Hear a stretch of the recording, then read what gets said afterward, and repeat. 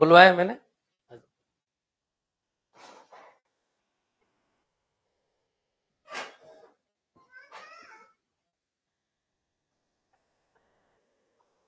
हाँ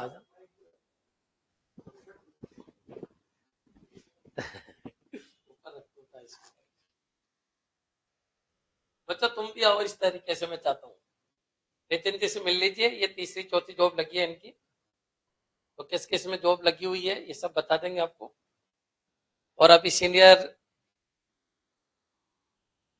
senior computer instructor की post पे लगे हैं। कहाँ पोस्टिंग हुई है ये तो पता नहीं अभी, क्योंकि आया नहीं है। तो आप इनसे पूछ लीजिए किस तरीके से उन्होंने पढ़ाई की है, कैसे समय निकाला है, जॉब में रहते हुए कैसे समय निकाला। अच्छा, इनके साथ लगभग 10-15 का ग्रुप है ये। 15 बच्चों का ग्रुप है, सब लग गए या नहीं लगे वो सब बता देंगे, है ना। 15 से ज्यादा का ही होगा, 15 से ज्यादा बच्चों का ही ग्रुप है। नमस्कार सभी को। सबसे पहले सर को प्रणाम, गुरु को।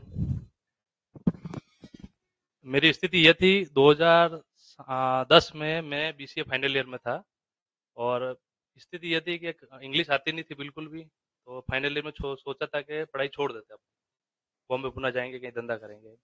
फिर सर से मिलना हुआ कहीं से दोस्तों के थ्रू, तो उसमें पता चला कि भाई पढ़ने का थोड़ा सा इन्होंने बताया, आइडिया दिया। थर्ड ईयर में ये पोजीशन थी कि बस अब फेल होने वाले, अपना कुछ नहीं हो सकता। फिर गुरु ने थोड़ा सा समझाया, थोड़ा सा समझा। और सबसे कमजोर चीज थी मेरी मैथमेटिक्स, बिल्कुल जीरो, वीडियो को रिकॉर्ड भी बिल्कुल जीरो गणित, बिल्कुल जीरो गणित, जिसमें कुछ नहीं आता। मतलब ये भी नहीं पता कि दो इक्वल टू, थोड़ा शुरू से बोल दो, वीडियो रिकॉर्ड मतलब रिकॉर्डेड या लाइव कैसे? रिकॉर्ड हो रहा है अच्छा। उसके हिसाब से, उधर तो लाइव हो हाँ, रहा है, उधर रिकॉर्ड उससे बोल। मैं सर से सबसे पहले 2007 में मिला था, किसी दोस्त के थ्रू, इतना वो नहीं था जानकारी कुछ। और 2010 में मैं बीसीए थर्ड ईयर में था और स्थिति यह थी कि बिल्कुल फेल होने की कंडीशन। गणित आती नहीं थी बिल्कुल भी और बैक चल रही थी मेरी गणित में, जो अपनी केटी चल रहा था कि अपना फेल होने वाला पूरा और बाहर जाएंगे कहीं बॉम्बे पुणे, डिग्री तो अपनी होगी नहीं। सर से मिलना हुआ, सर ने थोड़ा सा मोटिवेट किया कि भाई ऐसा करो ऐसा करो ऐसा करो, थोड़ा सा गाइडेंस दिया। धीरे धीरे हुआ कि थोड़ा सा इंटरेस्ट बढ़ने लगा, फिर बेचेज में आने लगा। तो बेच में आया तो शुरू शुरू में तो हवा ही नहीं लगी, क्या चल रहा है, डिफरेंशिएशन इंटीग्रेशन पता नहीं क्या है वो चल रहा है। अब ये नहीं पता, जिसको ये नहीं आता है कि 30/2 क्या होता है, तो उसमें इतना तो सीखने को होता ही नहीं है। फिर थोड़ा सा सर ने अलग से गाइड किया, कैसे करो, थोड़ा ये करो थोड़ा ये करो। फिर उसमें ये हुआ कि पीसीए थर्ड ईयर तो पास हो गए। अब अपने को इतना ही चाहिए था कि भाई पास हो गए, खत्म, उससे ज्यादा कुछ नहीं चाहिए। फिर सर ने कहा कि ऐसा करो, अगर सब बच्चे आपके बेच वाले कर रहे हैं एमसीए एंट्रेंस की तैयारी, आप भी करो। मैंने कहा एमसीए तो सर कहाँ से होगी, बीसीए ही नहीं हो रही अपने से। तो कहा कि चलो बैठो तो सही। तो क्रैश कोर्स था कुछ 1.5 महीने का समथिंग, तो उसमें आना शुरू किया। 15 दिन फिर हवा नहीं लगी, फिर धीरे धीरे वो पूछते नहीं आ रहा है, फिर वापस पूछा, ऐसे करके सीखने को हुआ। ठीक है, तो फिर उसमें क्या, महाराष्ट्र में कॉलेज मिल गया अच्छे से, सर ने काउंसलिंग करवाई और लास्ट टाइम पे भी अपने को एक अच्छा कॉलेज मिल गया जहाँ से एमसीए की मैंने। लेकिन ये था कि थोड़ा इंटरेस्ट बढ़ गया उस टाइम पे। बीसीए में कम परसेंटेज थे तो, लेकिन एमसीए में उससे ज्यादा बढ़ गए और प्रोजेक्ट में काफी अच्छे नंबर आए, तब जाके थोड़ा सा सीखा कि हाँ ये होता है, ऐसे ऐसे अपन कर सकते हैं। फिर एक कंपनी में प्लेसमेंट भी हुआ एक तरह। लेकिन मेरे को लगा कि आईटी में अपन कुछ और करें, तो मैं वापस यहाँ पर आया, सर के पास आया। फिर मैंने, उस टाइम एसएससी के बैच चल रहे थे तो एसएससी की भी तैयारी की। एसएससी में सीजीएल में मेरा हुआ, लेकिन लास्ट में जाके रह गया। फिर सीपीओ में हो गया था, लेकिन उसमें ज्वाइन नहीं किया फिर सीपीओ में। उसके बाद में दूसरी राजस्थान की तरफ फोकस, क्योंकि मेरे गांव में रहता था तो थोड़ा घर का भी देखना पड़ता था मुझे। तो सर के पास यहाँ पढ़ता रहता था। फिर सर ने थोड़ा रोजगार को भी मौका दिया कि भाई यहाँ पे कभी प्रॉब्लम क्लास ले लो। तो गणित में इतना परफेक्ट कर दिया कि मैं एक तरह से एज असिस्टेंट भी काम कर लेता था कभी कभी। मतलब काफी सहयोग, मतलब जो गणित मेरे को नहीं आती थी उसी गणित की बदौलत सबसे पहले तो ये राजस्थान में अपने एलडीसी की जॉब मिल गई। एसएससी तो निकला ही था, लेकिन इसमें एलडीसी में जॉब लगी। राजस्थान जीके वगैरह इतना नहीं आता था, लेकिन इंग्लिश मैथमेटिक्स और रीजनिंग स्ट्रांग हो गए थे। उससे यहाँ पे एलडीसी की जॉब मिल गई, तो वो जॉब ज्वाइन कर ली। उसका प्रोबेशन पूरा हुआ। फिर उसमें इतना जॉब में टाइम मिलता नहीं था, जैसे स्कूल गए वापस आए, और एजुकेशन डिपार्टमेंट लिया मैंने ताकि कि थोड़ा पढ़ने के लिए टाइम मिल जाए। सर ने गाइड किया कि भाई आप कलेक्ट्रेट या बड़ा डिपार्टमेंट लोगे तो उसमें ये दिक्कत आएगी कि भाई आपको पढ़ने के लिए टाइम नहीं मिलेगा। तो मैंने कहा सर ठीक है। सर ने कहा एजुकेशन ले लो, तो आपको जैसे स्कूल टाइम के बाद आप फ्री हो जाओगे तो पढ़ सकते हो। मैंने कहा हाँ सर। तो फिर मैं यहाँ मुलाकात नहीं हो पाई मेरे को, अब यहाँ करीब मैं 3 साल बाद आया हूँ वापस सर के पास। और अब मैंने क्या, घर पे बैठ के सर से पढ़ता रहा, कोचिंग या ऑनलाइन क्लासेस लेता रहा। कभी डाउट हो तो पूछ लेते थे। और अब मेरा सीनियर में सिलेक्शन हो गया और मेरा 117 नंबर आए मेरे। और शायद मेरे मंडल में मेरी फर्स्ट रैंक होगी, मैं जहाँ तक आइडिया है मेरे को। तो ये सब सर की बदौलत है। जो बंदा मतलब पढ़ने में कभी इंटरेस्टेड नहीं था, कि जिसको पढ़ना ही नहीं है वो गुरु ने कमाल कर दिया कि भाई आप पूरा गाइड किया। और मेरा पूरा बेस था, हमारे हम 10-15 जन है लगभग, जो सब इसी कैटेगरी के हम लोग, जो बैक बेंचर्स, जिनको कोई पढ़ना लिखना कोई लेना कोई देना नहीं, बस घूमो फिरो ऐस मौज बस ये चीज। लेकिन उनको एक सही डायरेक्शन दिया कि आप ऐसे करो, और धीरे धीरे एकदम सिस्टमेटिक, सर ने फोर्स करके एकदम सिस्टमेटिक, धीरे धीरे धीरे धीरे। अब काफी सारे आईए बन गए हैं, उसमें से जो पहले से पोस्टिंग हो रखी है उनका भी इसमें हो गया सिलेक्शन।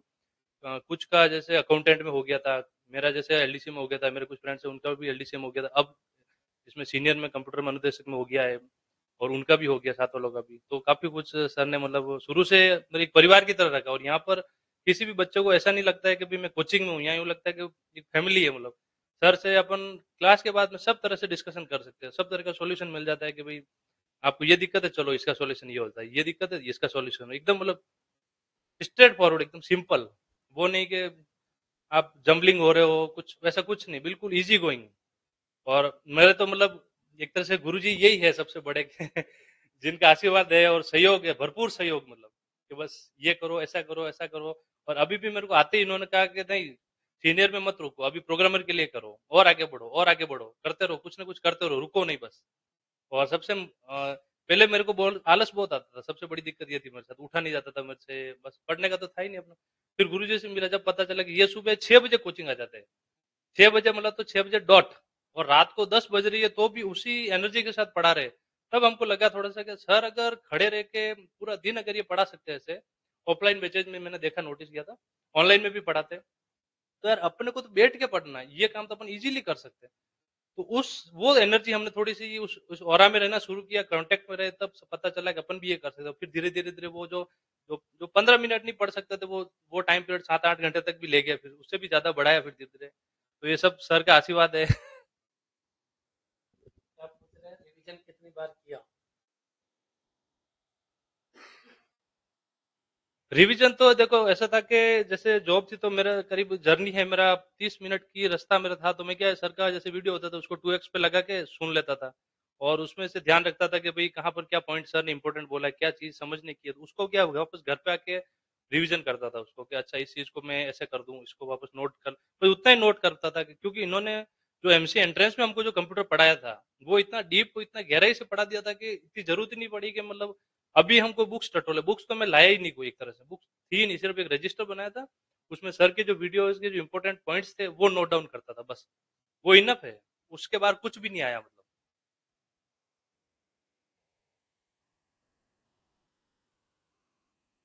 बाकी सर का आशीर्वाद है। देखो बच्चों सबसे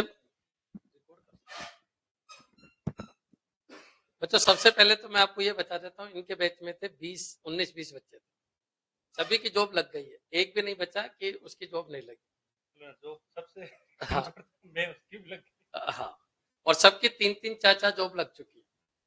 दूसरी बात और है, इन्हीं के बैच में से एक लड़की थी जिसके आईए 2018 में फर्स्ट रैंक आई थी, क्या नाम है उसका, अलीफा शेख, 2018 में फर्स्ट रैंक आई थी, वो इन्हीं के ग्रुप में से थी।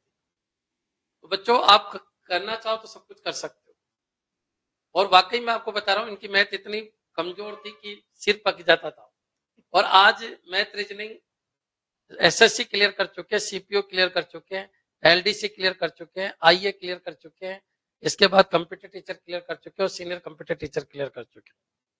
तो इस कोचिंग में आने के बाद एक जॉब नहीं लगती है, लगती रहती है। फिर उसकी एक जॉब में आपको दिक्कत आएगी, शुरू की जॉब में, शुरू की जॉब में इनको भी हो सकता है 1-2 साल लग गए, 1-2 साल लग गए थे ना, लेकिन बच्चों फिर जुड़ गए तो कंटिन्यू कंटिन्यू प्रोग्रेस चलती जा रही है।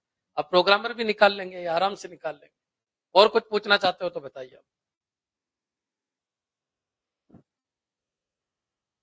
इनके साथ वाले जितने भी थे, कोई पाली से थे, कोई प्रतापगढ़ से थे, कोई चित्तौड़गढ़ से थे, कोई सिक्कर से थे, कोई झुंझुनू से थे, तो ये लोग ढूंढते हुए आते थे, अंबिका क्लासेज को ढूंढते हुए आते थे बच्चों।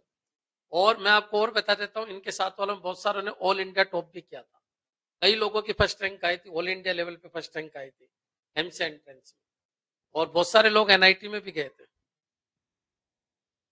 पेपर 1 में जीके किया था क्या, देखो इनकी जो पेपर फर्स्ट में मैं तो रीजनिंग में ही हो गया था इनका काम, 50 क्वेश्चन तो वहीं से आ गए थे इनके, मैं तो रीजनिंग। अब अभी भी मैं कह रहा हूं कि करंट जीके पे फोकस करो, पूरी जीके कोई काम की है ही नहीं। करंट जीके को अच्छी तरीके से देख लो, राजस्थान जीके को अच्छी तरीके से देख लो। आईए में भी यही होने वाला है। आप रीजनिंग के ऊपर ज्यादा फोकस करो, रीजनिंग और मैथ के ऊपर ज्यादा फोकस करो, क्योंकि इनकी जीके वीक है। मैं आपको बिल्कुल क्लियर कर देता हूं, ये पूरे ग्रुप की जीके वीक है, और जिनकी जीके अच्छी है उनका तो सिलेक्शन ही नहीं होते। बताइए कहां सिलेक्शन होते हैं उनके? एलडीसी में नहीं होते, आईए में नहीं होते। सिलेक्शन उसका होगा जो वेटेज ज्यादा है उसकी तैयारी करेगा। भाई रीजनिंग इतनी थी, 50 क्वेश्चन रीजनिंग के थे, उसी से नौकरी लग जाती। आपको इतना कुछ करने की जरूरत ही नहीं थी जीके। थोड़ा सा सिस्टमेटिक तैयार करो, आपको वेटेज पूरा पता है, उसके हिसाब से तैयारी कीजिए। और बेस्ट कोचिंग है, पॉइंट टू पॉइंट चलने वाली कोचिंग, पॉइंट टू पॉइंट चलती है। फालतू कुछ है ही नहीं कि 15 फैकल्टी बदलेगी और 10 फैकल्टी बदलेगी। उन कोचिंगों से बच्चों जो जयपुर में, जयपुर का क्या रिजल्ट है, इनके दोस्त गए थे 15-20, वापस रिटर्न होके आगे 15 के 20, एक का भी नहीं हुआ। ये भी बता रहे थे थोड़ी देर पहले कि सर 20-25 बच्चे जयपुर भी गए थे हमारे गांव की तरफ से, आसपास के एरिया में, एक की भी नौकरी नहीं लगी, सब वहीं आ गए।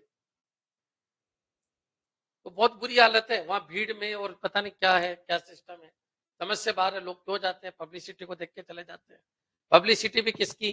केवल व्हाट्सएप और यूट्यूब और इंस्टाग्राम की पब्लिसिटी, उसको देख के बच्चे ज्वाइन कर लेते हैं।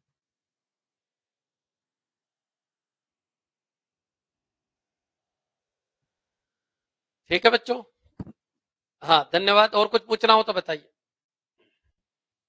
देखो जोधपुर से तो कोई सिलेक्शन नहीं है, मैं आपको बिल्कुल क्लियर कर देता हूँ। जयपुर में से 20,000 में से 20 का होता है, ये उनका रेशो है। अंबिका का रिजल्ट एक बार आप देख लेना, वीडियो वायरल है, खूब चल रहा है। हाँ 1,000 में से 500 का सिलेक्शन, तो सिलेक्शन देखा करो आप। जब मैं पढ़ाता हूँ तो ये आपको लगता होगा कि बंदा पॉइंट टू पॉइंट पढ़ाता है, क्या ठीक है यार, है ना? तो थोड़ा सा ध्यान रखो, उसके हिसाब से पढ़ाई करो। 100% सिलेक्शन होगा, इससे अच्छी कोचिंग है ही नहीं। बहुत शानदार कोचिंग है। क्यों? क्योंकि 80% कोर्स अकेला मैं करवाता हूँ, 80% कोर्स अकेला मैं करवाता हूँ, इसलिए शानदार है। ठीक है बच्चों, धन्यवाद।